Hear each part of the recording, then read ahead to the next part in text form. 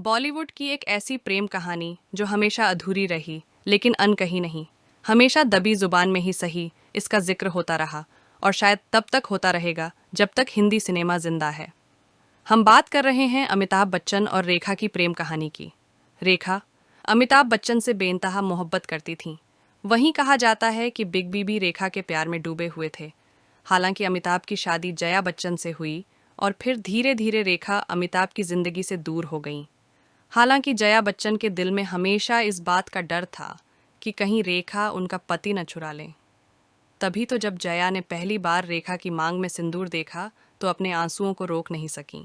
अमिताभ बच्चन और रेखा के प्यार के किस्से उस दौर में चर्चा में बने रहते थे।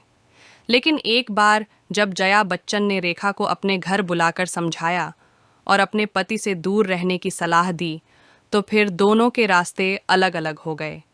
फिर कभी दोनों ने साथ काम भी नहीं किया।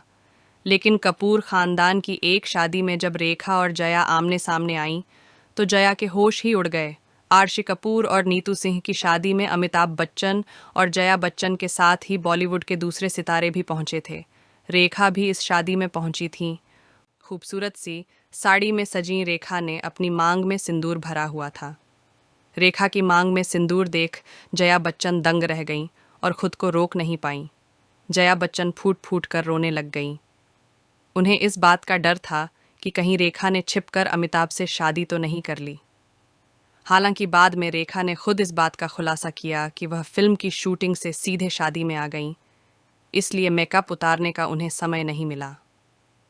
दोस्तों, रेखा को शायद जया बच्चन पर दया आ गई थी और उन्होंने जया को बेफिक्र रहने की सलाह दे डाली।